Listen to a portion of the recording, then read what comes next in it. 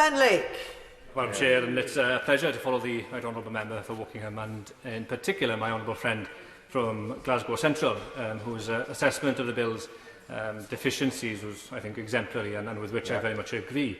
Madam Chair, I'm conscious that a great many members wish to contribute to this afternoon's debate, and so I will keep my remarks quite brief and confine them to part 46 of the bill, which extends the powers of UK ministers to act in policy areas that have been devolved to Wales.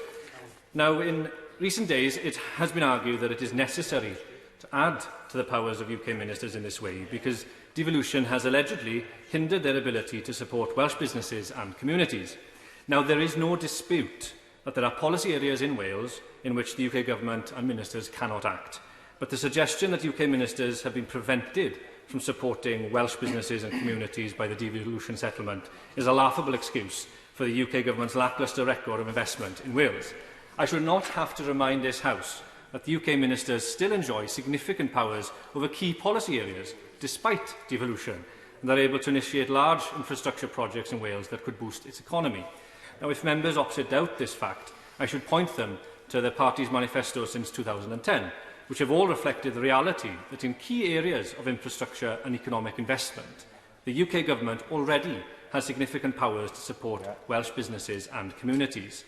Now, we know that this government is keen on investing in rail infrastructure, HS2, Crossrail, and it also has the responsibility over the railways in Wales. Now, Wales was promised quite boldly in 2010 that a Conservative government would electrify the Great Western Main Line to Swansea, and in 2015 that the Valleys lines and the North Wales Main Line would also be electrified. Now, despite these lofty promises, the North Wales Main Line and the Valleys lines are still not electrified.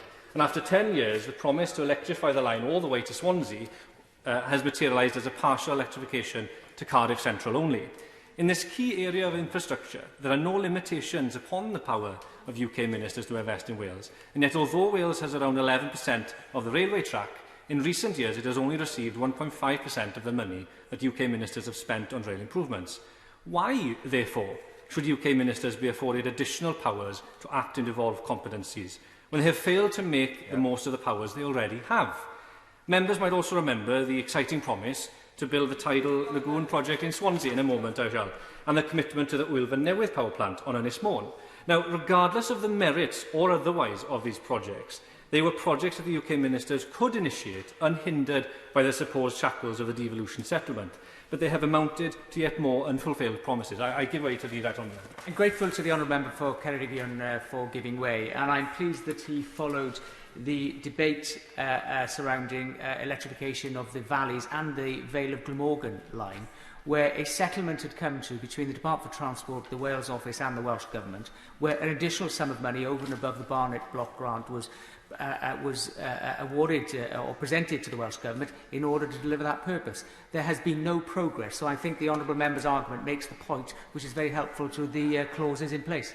I'm afraid, and perhaps unsurprisingly to the Right Honourable Gentleman, I disagree with him. At the end of the day, these are competencies and responsibilities of the UK Government and the Department for Transport, and they have not fulfilled them. We might also think of the powers that UK ministers have over Welsh agricultural exports and question whether they are being exercised effectively. DEFRA recently failed to submit an application to the World Organisation for Animal Health that for Welsh beef, and English beef, I should add, to be listed as at negligible risk of BSE, meaning that this status will now not be possible for our exports before May 2022 at the earliest, along with all the benefits that this status would bring. So, to conclude, Madam Chair, in opposing Clause 46, I simply say to UK ministers who bemoan devolution and Wales's Parliament, stop scrambling for pitiful excuses for your own failures. Take your responsibilities to Wales seriously and start using the powers that you already have.